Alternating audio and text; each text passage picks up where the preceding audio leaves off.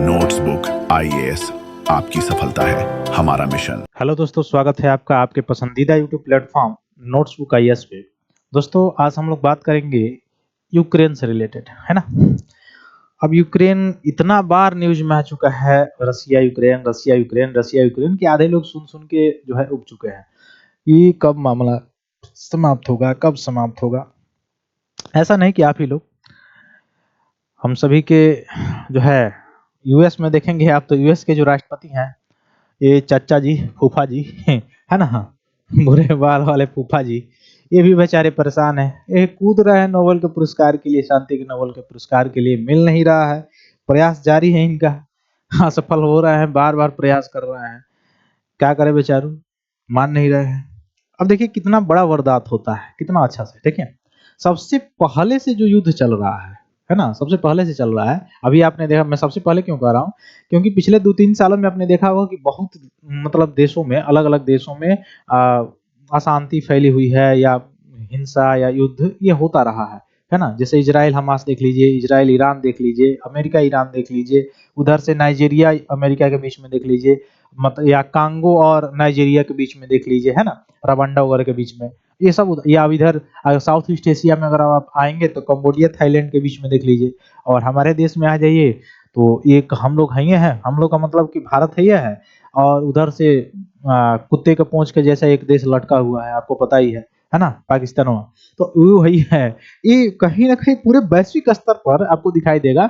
और स्थिरता मतलब फैली हुई है, अस्थिरता फैली हुई है। पिछले 2 सालों से आपको ये सारी चीजें जो है दिखाई दी होंगी।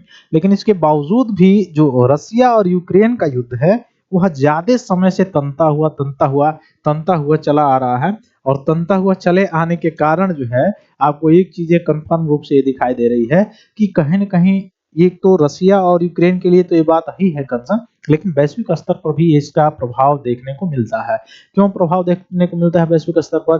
तो यहाँ पे जो मिनरल्स हैं, यहाँ पे जो तेल्स है, मतलब दोनों की मैं बात बोल रहा हूँ, तो वहाँ पे क्या होगा, क्राइसिस होगा। क्राइसिस होगा तो वैश्विक स्तर पे इसका प्रभाव जो है आपको दिखाई देता हुआ नजर आएगा। तो यह कंसर्न है। लेकिन फिर भी रसिया मान नहीं रहा है। कहाँ से मानेगा, नहीं मानेगा। अभी बाबू यूक्रेन वाले ये चले गए पटाखा फोड़ने। ये नहीं जानते थे कि उसके पास सीधे जो है बुलेट बम रखा हुआ है। ये पटाखा लेके चले गए कि चलो हम तुम्हारे पूंछ में आग लगा दे रहे हैं, और सीधे पूंछ में आग लगा के भग जाएंगे। अब वहां से फटेगा तो तुम्हारा मुंह कलिया हो जाएगा। और वो एक आली जो है बुलेट लिया लिया के टाक दिया। अभी तो ही गए, इनके कपड़े उपड़े भी चित्रे चित्रे हो गए, है ना। देखे होंगे ना वो कार्टून जो है। तो उसी प्रकार का हालत इस समय यूक्रेन का है कि न घर का न घाट का, कहीं का नहीं छोड़ा गया है उसको। बेचारा जिसके लिए, जिस तलाश के लिए या जिस आप कह सकते हैं कि एम के लिए, उद्देश्य के लिए सफर में निकला था, वह एम तो दूर हो गया लेकिन सफर अधूरा रह गया। वही हाल हो गया उसका। नाटो और पश्चिमी देशों ने क्या गजब का रंग दिखाया और क्या गजब चढ़ाया उसको कि चलो चलो तुम लगाओ रसिया से ताना बाना, और हम तुमको नाटो में शामिल करेंगे। और वो भी लालच में आ गया। आपको पता है कि क्यों लालच में आ गया? क्योंकि नाटो का आर्टिकल 5 डायरेक्ट कहता है कि अगर नाटो के किसी भी सदस्य देश पर हमला होता है, किसी भी एक सदस्य देश पर हमला होता है, तो जितने भी उसके सदस्य मेंबर हैं उन पे हमला माना जाएगा। अब समझ सकते हैं कि कितना पावर हो जाएगा। तो ये छोटा था लेकिन समझदार ये नहीं था। अब इसको समझ में ये आया कि मैं तो इतना सा हूँ, रसिया इतना सा है, तो मैं इतने सा हूँ, कभी भी मैं अपने संसाधन के लिए समझौता करूंगा तो रसिया समझौता नहीं करेगा मुझसे। उससे बढ़िया मैं, कितना बढ़िया ऑफर मिल रहा है, नाटो में शामिल होऊंगा और मेरे पावर जो है मेरा, वह सीधे सीधे रसिया से दुगुना हो जाएगा। और दुगुना हो जाएगा आसानी से, हमको जो चाहिए जिस तरह से चाहिए उस तरह से हम हैंडल करेंगे अपने टेबल पे। ये नहीं समझा कि ये चढ़ाए हुए पे कूद रहा है। तो हुआ क्या हुआ, वही कि युद्ध तो चालू हो गया, लेकिन युद्ध चालू होने के बावजूद नाटो में इसकी सदस्यता मिली भी नहीं। अब आप कहेंगे कि नाटो में सदस्यता नहीं मिली, लेकिन नाटो को क्या फायदा हुआ होगा कि वह युद्ध के लिए उकसा दिया यूक्रेन को? देखिए नाटो को बहुत फायदा है। और खासकर जो वेस्ट कंट्रीज हैं उनको भी फायदा इसमें दिखाई दे रहा था, इसलिए तो उकसाए। आप बोलेंगे कौन सा फायदा उसको दिखाई दे रहा था? फायदा ये था कि उसको रसिया का वैश्विक स्तर पर जो वैश्वीकरण उसका बढ़ रहा था, उसको कमजोर करना था। ठीक ना? तो रसिया को खासकर अमेरिका इसमें बहुत ज़्यादा इन्वॉल्व रहा है। ऐसा नहीं कि आप मतलब जो बड़े वाले पर्दे पे देख रहे हैं कि ट्रम्प बेचैन है शांति करवाने के लिए, तो इसके पीछे का उद्देश्य इसका वही था। नहीं, ऐसा नहीं है। इसके पीछे का उद्देश्य तो हमेशा यही रहा है, हथियार बेचैन। अफ़गानिस्तान में आपने देखा, जैसे तालिबानियों ने वहाँ पे कब्ज़ा किया, अपना प्लेन-वलेन भी लेके भाग गए ये सब, वैसे नागरिकों को उनके गोद में छोड़ के। तो वो रहा है, वो जानता है कि जिसकी औकात है हमसे की खरीदने के लिए, वहाँ तक हम साथ देंगे। क्यों? क्योंकि जब वो जान जाएगा कि इसको कर्जा निपटाने के लिए ही इसके पास पैसा नहीं है, तो हम क्यों इसका मदद करने जाएँ? हमारा सैन्य जो है लागत वो ऐसे ही बर्बाद चला जाएगा। तो ये सारी इसका जो है माइंडसेट रहता है। तो इसमें आपने देखा कि इसको सदस्यता तो मिली नहीं। अब पिछले जो है समय आपको दिखाई देगा कि ज़ेलेंस्की मिला हुआ था, जाके मिला था डोनाल्ड ट्रंप से। डोनाल्ड ट्रंप का मतलब जो है वहाँ का राष्ट्रपति, यूएस का राष्ट्रपति, तो दोनों मीटिंग होने वाली थी। रसिया ने दिखा दिया, मीटिंग में ही दिखा दिया। एक बम जैसे वो गया ज़ेलेंस्की, वैसे ही उसकी राजधानी जो यूक्रेन की राजधानी है कीव, वहीं पर जो है वह दाग दिया एक मिसाइल। अब दाग दिया तो उसकी राजधानी पर और बहुत मतलब भयानक जो है वह दागा गया था। अब यह दागा गया था तो उसका मतलब ये बताया जा रहा था कि रसिया डायरेक्ट यह चेतावनी दे रहा है या डायरेक्ट कह रहा है कि किसी के भी टेबल पर तुम चले जाओ, तुम बचने वाले नहीं हो भाई। तुम हमारे टेबल पे आओगे तभी तुम बचोगे, किसी तीसरे के टेबल पे जाओगे तो समझौता नहीं होगी। समझौता हमारे से है तो हमसे करो, सही बात है। दूसरा चीज़ ये, जब अमेरिका के पास गए, माने डोनाल्ड ट्रंप के पास गए, तो उधर से वो भी अब जान गया कि भाई मानने वाला नहीं है, तो इसको हड़काया। तुम ये पत्र पे साइन करो कि नहीं करोगे तो तुम सब कुछ खो देगे। यानी जितना चीज़ है वो सब बर्बाद हो जाएगा। अब यूक्रेन के पास बचा ही क्या है कि बर्बाद हो जाएगा। अब उसको पता लगा, अब उसको धक्का लगा होगा कि बर्बाद हो जाएगा, नहीं तो साइन करो। यानी ज़बरदस्ती इसको मुझे मतलब ये जो यूक्रेन है, ज़ेलेंस्की है, उसको साइन करना पड़ेगा। तो ये सारी चीज़ें हैं। तो Trump says tough issue remain for Ukraine peace deal after meeting Zelensky in Florida. Florida में हुआ है। अच्छा, फ्लोरिडा आपको याद होगा। फ्लोरिडा थोड़ा-सा मैं यहाँ पे फोकस कर दे रहा हूँ। फ्लोरिडा के बारे में आप जानते होंगे, और नहीं जानते हैं तो मतलब मैं बता दे रहा हूँ। फ्लोरिडा जो है एक ऐसा मतलब राज्य है, जगह है, किसका? अमेरिका के अंडर में आता है। यहीं से जितने सैटेलाइट होती हैं वो लॉन्च करता है अमेरिका, है ना? जितने भी सैटेलाइट होती है ना वो लॉन्च यहीं से करता है, फ्लोरिडा से। जैसे नासा का भी होता है या स्पेसएक्स का आपने देखा होगा, जो फाल्कन 9 रॉकेट है। तो जो भी लॉन्चिंग होती है वो कहाँ से होती है? फ्लोरिडा होती है। फ्लोरिडा का द्वीप से होती है, ठीक ना? अब फ्लोरिडा किधर पड़ता है? लोकेशन किधर है इसका? तो पैसिफिक ओशन में नहीं है। पैसिफिक ओशन में नहीं है, कहाँ पे है? अटलांटिक जो ओशन है उसमें इसका लोकेशन है फ्लोरिडा का, ठीक ना? अटलांटिक ओशन में है। दूसरा चीज आपको ये चीज दिखाई देगा कि क्यों फ्लोरिडा सही करता है। मैक्सिको की खाड़ी से कर देता भाई, मैक्सिको की खाड़ी से ही लगा हुआ है फ्लोरिडा।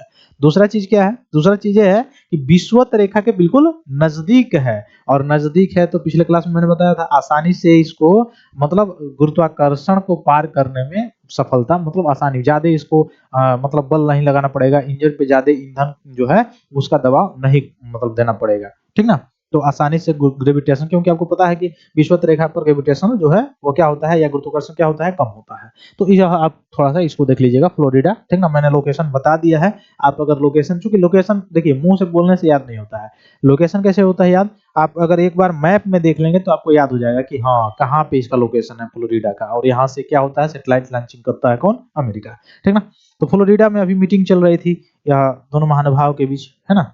इनको तो आपने मतलब पूरा ये पढ़े हुए हैं। हालांकि एक अभी हाल ही में आपने देखा कि एक नोबेल का शांति पुरस्कार मिला हुआ है, नोबेल का नहीं लेकिन एक शांति पुरस्कार मिला हुआ है।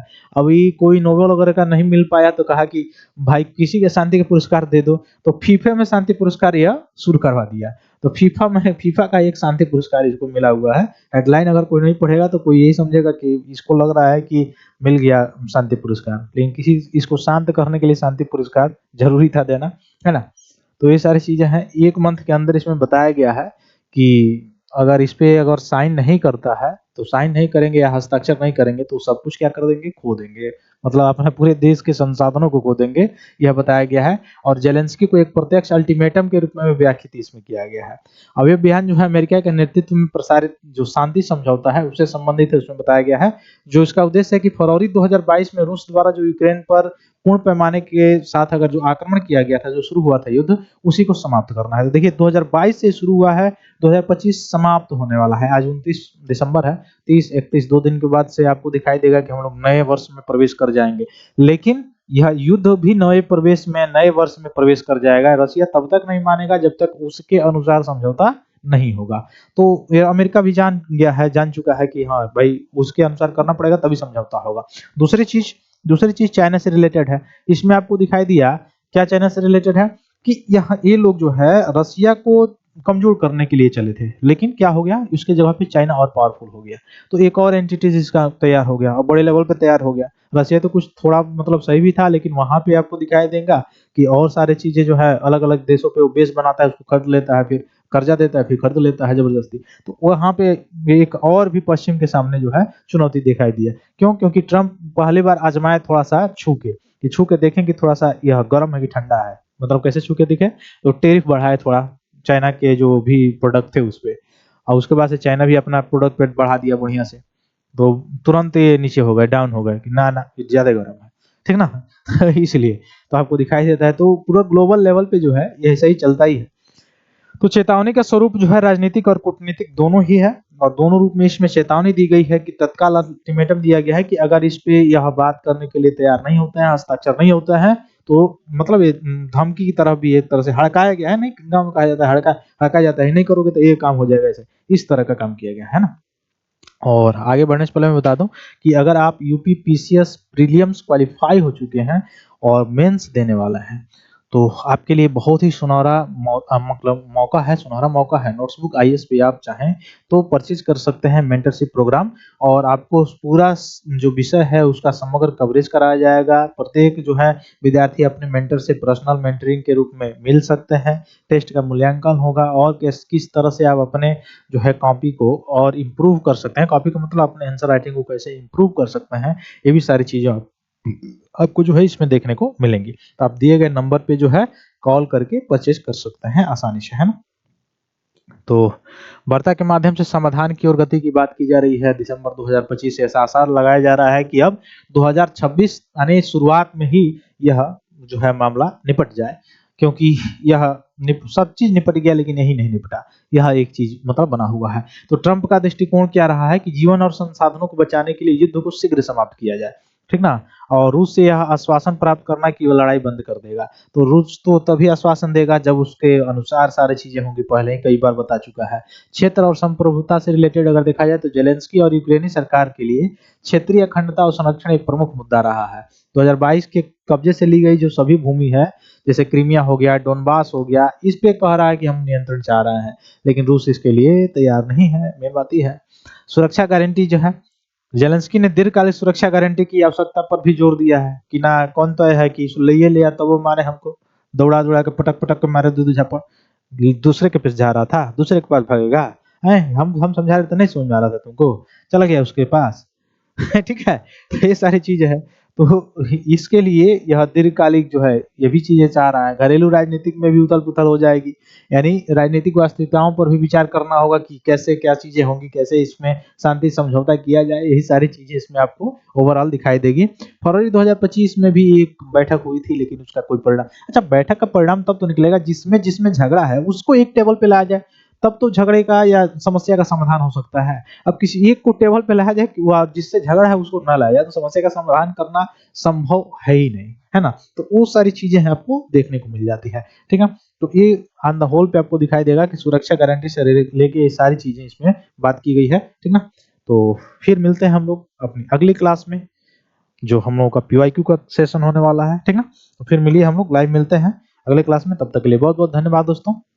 जय हिंद। हेलो दोस्तों, नोट्सबुक आईएएस आपकी सफलता है हमारा मिशन के तहत लाया है बेहतरीन टेस्ट सीरीज का कलेक्शन, जिसमें यूपीएससी और स्टेट पीसीएस के प्रीलिम्स और मेंस के टेस्ट सीरीज उपलब्ध है, वो भी लोएस्ट प्राइस में। तो आप आज ही अपनी सफलता की दिशा में आगे बढ़ने के लिए हमारे टेस्ट सीरीज सेंटर दिल्ली के मुखर्जी नगर और प्रयागराज के सिविल लाइंस के सेंटर पर जाकर टेस्ट सीरीज परचेस कर सकते हैं। आप अगर ऑनलाइन टेस्ट देना चाहते हैं तो आप डिस्क्रिप्शन में दिए गए लिंक द्वारा आप हमारे ऐप को प्ले स्टोर के माध्यम से डाउनलोड कर ऑनलाइन टेस्ट सीरीज परचेस करें और अपनी तैयारी को और मजबूत बनाएं। अन्य जानकारी के लिए आप दिए गए नंबर पर कॉल भी कर सकते हैं।